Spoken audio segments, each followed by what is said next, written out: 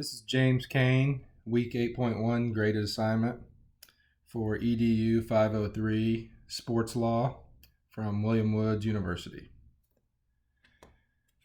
The graded assignment this week is a Title IX self-audit of a school district.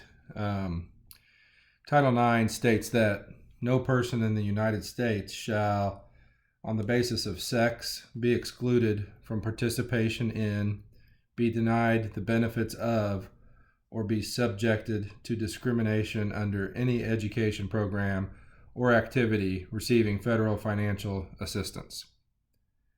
Public schools across the nation, whether at the high school or collegiate level, are receiving federal government financing. I can't say that 100% of public schools receive funding, just haven't researched that much, but I would say that nearly 100% do. Therefore, schools receiving funding are required to be in compliance with the requirements of Title IX. The statute went into effect in 1972, and ever since the onset of Title IX, schools must accommodate all students so that they have equal opportunities to participate in activities of all kinds, regardless of their gender or ability. In order to help schools continue to monitor whether or not they are in Title IX compliance, the Office of Civil Rights has developed a three-pronged test. It gives each federally funded institution three separate alternatives that help maintain compliance with participation opportunities that are required under Title IX. In order to stay in compliance, a school must satisfy at least one of the three following items. First, a school may provide athletic participation opportunities for female students, which are substantially proportionate to the female percentage of enrollment at the school. Two, a school may demonstrate a history and continuing practice of expanding its sports offerings for women in the very recent past. Or three, a school may show that it is fully and effectively accommodating the athletics interests and abilities of the women in its student bodies. This information was found in the NIAAA edition, updated in 2011, the third edition. The National Interscholastic Athletic Administrators Association Leadership Training Course 506, Legal Issues 2, Title IX, and Sexual Harassment. In this self-audit, I'll choose to use the second prong of the previously stated three-prong test to show compliance within the school district for which I have worked in for over 22 years. The second prong evaluates whether or not a school district demonstrates a history and continuing practice of expanding its sports offerings for females in recent years. Even though the first prong of the numbers of participants being substantially proportionate is almost impossible to achieve in my school district due to our very popular and successful football programs, the district maintains Title IX compliance through one of the other prongs. In this case, it's the second prong. During the process of the Office of Civil Rights evaluating the second prong of their test of Title IX compliance, they will consider first whether or not a school has a recent history of adding women's teams, and then will consider the school's continuing practice of upgrading school club teams to varsity status. Also, another part of the second prong is to determine if the school is continuing to practice and responding to all requests to add or upgrade female teams.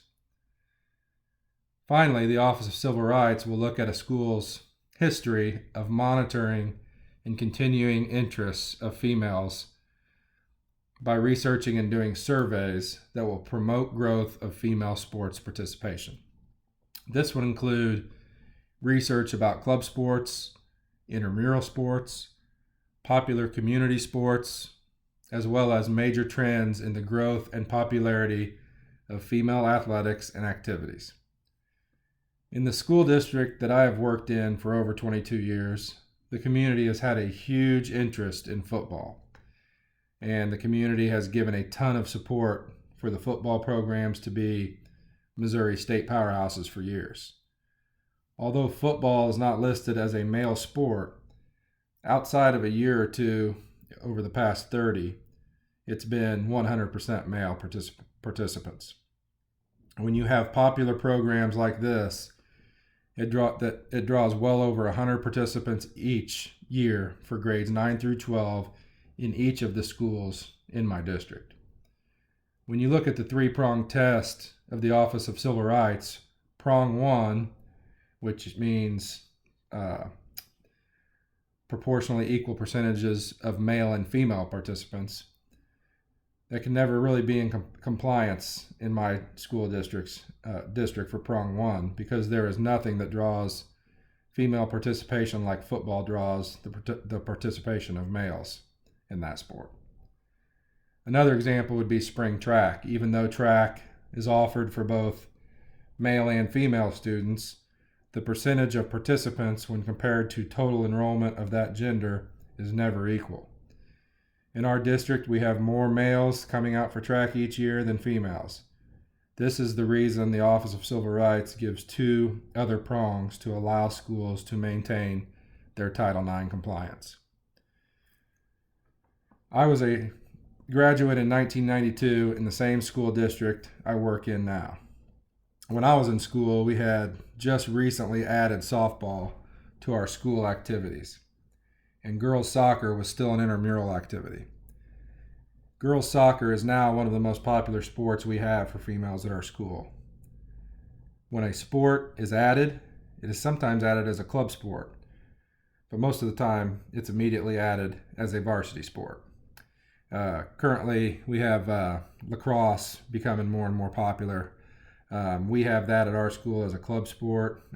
Our kids go in, they co-op with other schools around our county, and then play against other sports. I could easily see that in the near future becoming a varsity sport at our school. Just a year ago, wrestling was separated into male and female competition. Even though wrestling was not listed as a male-only sport, the separation into male and female divisions, I believe, will help promote the sport to females who were never interested in competing against males. It only makes sense. In our school alone, female participation has jumped because of this change. These additions show that the district's history of continuing and adding female sports programs to maintain Title IX compliance is in fact in compliance. The school district's responding to requests of addition and upgrading female sports teams being offered is also shown by these actions. The district also shows that they research and understand the trends in female sports at the state and local levels by allowing athletes to participate in club and AAU sports outside of the school sports during other seasons, and in some cases the same seasons. By allowing club participation, many female athletes are not forced to quit a scholastic sport that would in other instances not allow the athlete to compete on club or AAU teams during their scholastic season. One other issue that we see in our school district many times, and it's facing currently, is the fact that many of our popular female sports take place during the same seasons. For instance, at my school, softball and volleyball are 2 of our more popular female sports. I know trends change and all schools are different when it comes to what sports are popular in their communities. But I wonder if these same season conflicts cause low numbers of participants at schools. The problem is there's no real way to monitor this outside of doing a multi-year study on just how many females have to quit a sport, specifically softball or volleyball, to play the other sport in high school. On the surface, it appears that if one of those sports was moved from fall to spring, it would create the same conflict with another very popular sport at our school, which is girls soccer.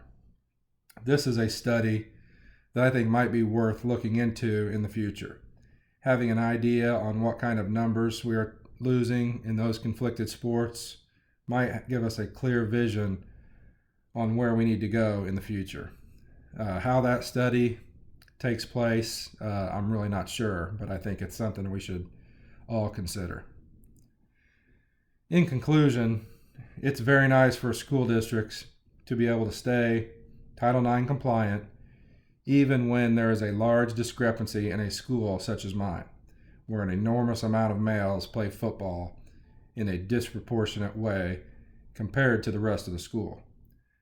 When prong one of equal percentages is not compliant, districts who continue to add female sports, who push towards female interested clubs or intramural sports becoming varsity sports, as well as knowing the growing trends in female local and national sports, allow themselves to be compliant with prong 2, which is this example, and or prong 3 of the civil rights 3-prong test of Title IX compliance. The resources used in this study are from the NIAAA 3rd edition, 2011, copyright 1998, National Interscholastic Athletic Administrators Association Leadership Training Course 506, Legal Issues 2, Title IX and Sexual Harassment. Thank you.